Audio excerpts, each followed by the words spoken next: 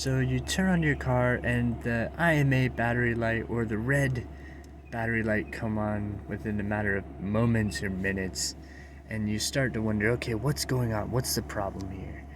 And yeah, if you keep going, this one, if that red battery light's on, this one's probably gonna get down pretty quick, and then it's gonna stay down. Maybe if the red battery light's on, you can't charge or assist, right? You can't use either of these. This guy, it's maybe staying down on 2 or on 8. It's not doing much of anything useful anywhere over here.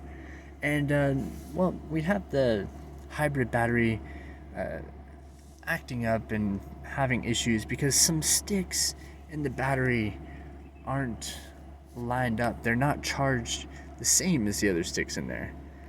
And so, well, to troubleshoot the issues, complicated, but how do you get out of this issue in the spur of the moment? You got to drive somewhere. You have to make it somewhere. Well, you turn the car on and you let it charge as long as possible. Let it charge, and then if it charge up, hopefully you can get it to 8 bars. Get it to 8 bars, and then hopefully you should be okay.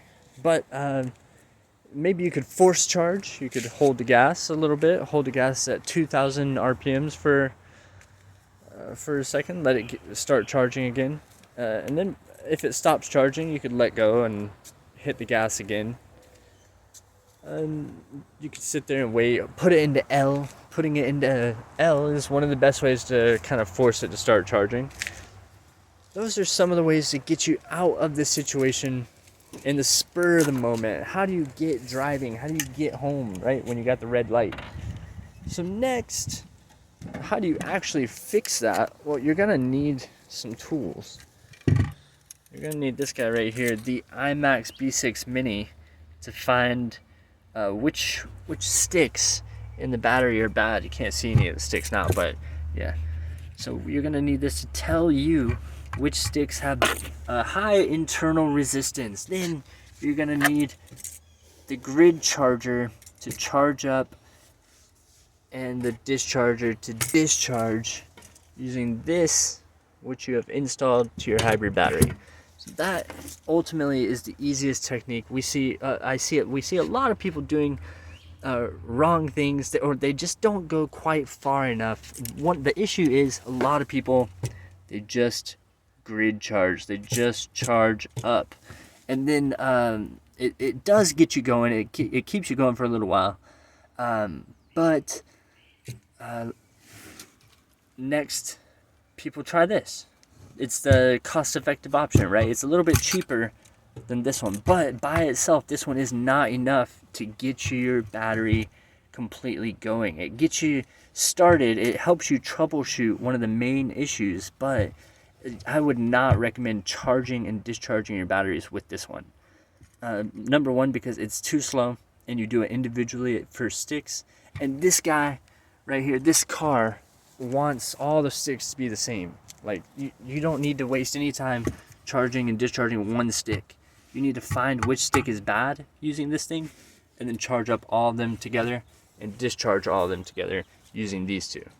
That is how you're going to keep the battery balanced, right? Because if you do this one, you're instantly, probably, they're not going to be balanced just right on the get, and you're not going to be able to discharge fully using that thing.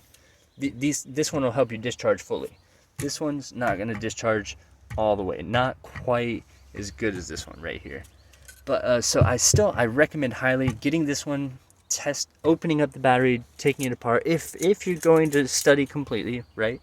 If you're dedicated and you're really wanting to learn this one, like the suggested course would be number 1, grid charge. Number 2, if you're going to take it a step further, discharge, but you got to be ready to maybe get a new battery if this one doesn't work, because perhaps there's some sticks in the battery that are too bad. They're going to respond poorly to this step right here. And so I found which ones were bad using this one. So find the bad ones. But this is only if you're willing and ready to study diligently and take on all the risk and learn how to work on this hybrid battery. So just again to say it simply, step one, if you know what you're doing and you're ready to go, step one, grid charge. Step two, take it apart, find the bad high internal resistance sticks, look for the video, and then finally take those out and put some better sticks in with low internal resistance. Obviously you're gonna have to find another battery, compatible sizes and cells and everything. It's not terribly difficult, of course, to find these used, but they're not that good. These guys aren't gonna last forever. This is just gonna keep you going maybe months, years. For me, I've gone years on these. So but I have changed out bad sticks. So but I'm just trying to lay out the simple formula without having to go too deeply, because the next step would be to really study deeply into the sticks and figure out which are the worst sticks with a very diligent application of discharge curves. But this is the simple way right here. You got about $170 on this one. We got about $50 invested in this guy right here. And then this one, I think it's about $330, something like that. So you see the total all together right there. It's not terribly too much compared to buying a new battery. I mean, obviously, instead of buying a battery, I've spent just roughly about 500-ish, and then I've kept my battery going for years here. But you've got to do them in the right order and follow the directions diligently. Cheers, best wishes, enjoy.